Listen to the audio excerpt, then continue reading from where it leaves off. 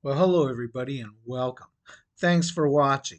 Today's topic is my record store day plus one pickup.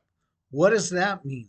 Well, I didn't make it out to record store day yesterday, but I had time today, and so I headed out to Lavelle's Records out in Whittier, and hoping that they were going to still have a few good record store day picks in their boxes because they usually get a good amount. And yeah, they don't sell out of everything on record store day. So I thought my chances would be, all right at perhaps being able to pick something up.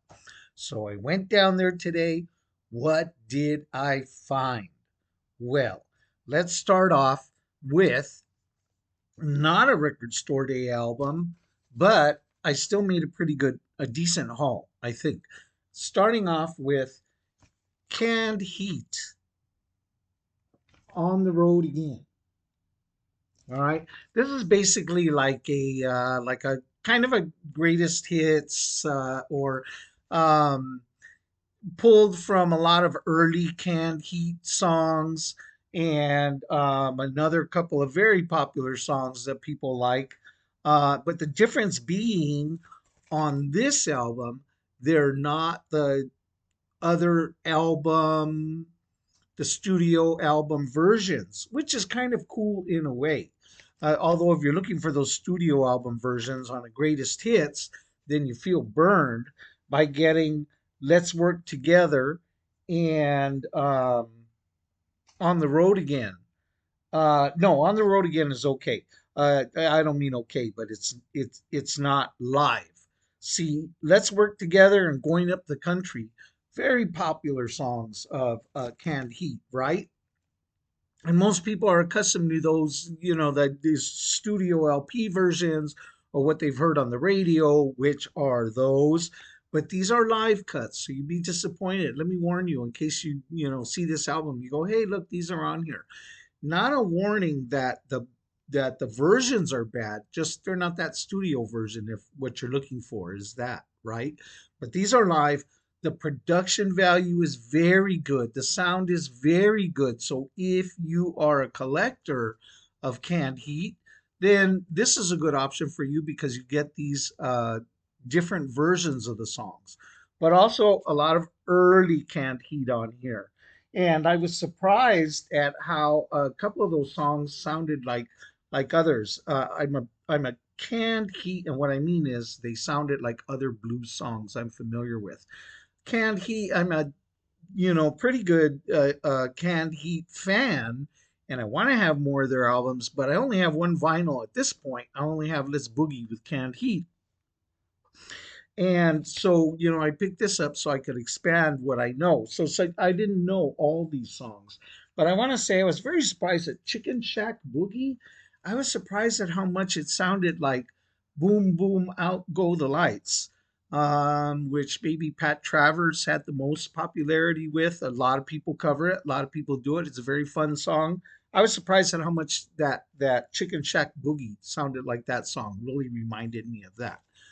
Pretty good album. I listened through. I like it. I like these early versions and of songs. I like the live versions. So bang, very good. Canned Heat. All right, album number one. Album number two, I pulled from the used racks, and it is Grand Funk Railroad. Kind of the same situation with Canned Heat, where I'm a fan and I'm becoming a bigger fan, and I need to expand my library with Grand Funk because I just don't have enough vinyl of them. I came to the game late with them. I'm discovering them late. Yes, they've been around for 50 years, but I'm late to the game. And so I want to expand their what I have in my library in my collection because I'm a fan of their sound. I'm a fan of their songs. I have maybe three Grand Funk Railroads plus a Grand Funk Live, which I really love, which totally sold me on the band. So here we have Born to Die. Used Bin, haven't listened to it yet, so I can't really give my opinion on it. But I did notice I read a couple of reviews real quick before I bought it. The reviewers didn't really like it. But in this case, I said, the heck with them because I'm going to trust in the band. I'm going to trust in the artists. I like their stuff. I like their sound. So we'll see. And for $3.99, can't go wrong, right? $3.99. Okay. Now, but what about Record Store Day, you might ask? Well, I found a couple of Record Store Day LPs. One of them actually being from Record Store Day past 2022. Two Sevens Clash, Record Store Day Essential, clear with blue and yellow smoke. This is Two Sevens Clash Culture, one of my favorite reggae bands. So this I found in the reggae box, actually, to tell you the truth, but it was an old leftover from Record Store Day. I haven't even opened it. Let's open it up, right? And let's see what that vinyl looks like. This is the debut album of Culture, which I like Culture, but I only know the songs that I heard here and there on the radio. I bought one previous LP of theirs, which I love. So I'm looking forward to what's on here because, again, I love their sound. Hang on, let me get something to cut this open. Be right back.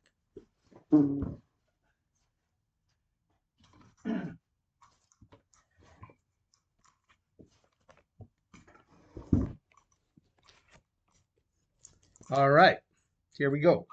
I don't have the big budget production assistants to open my stuff for me. So here we go. I have to open it live with you. And let's see what this Record Store Day album looks like. Bear with me. Let me get this open. This is actually not real easy plastic to get off. And I don't want to bend my album cover, right? Here we go. La la la la la. Okay, this should be enough. Christmas morning, Mom. Here we go.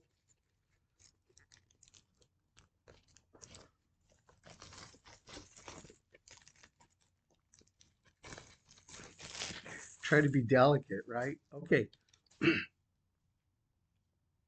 So here we go. Record Store Day exclusive.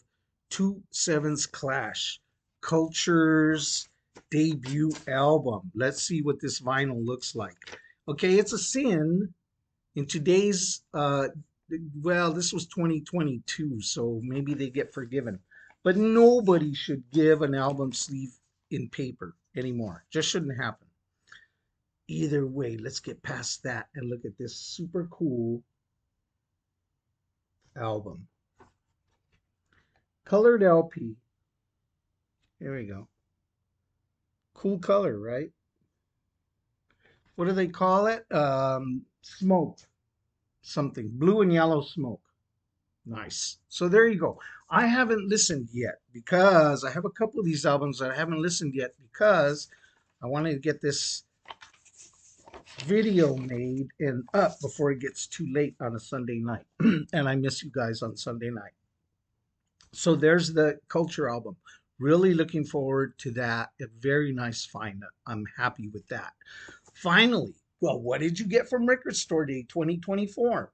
One album. I was wanting on my wish list, excuse me, on my wish list was that, what was it? Something from the heart, the strength of the heart, or something like that. It's a tribute album to Lou Reed with a bunch of different artists doing songs, cover songs of Lou Reed.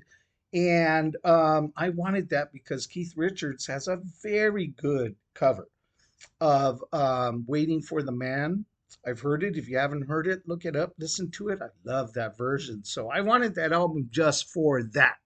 And Lou Reed's music, you can't go wrong, right? So other artists covering it. Anyway, that was on my wish list. Of course, none.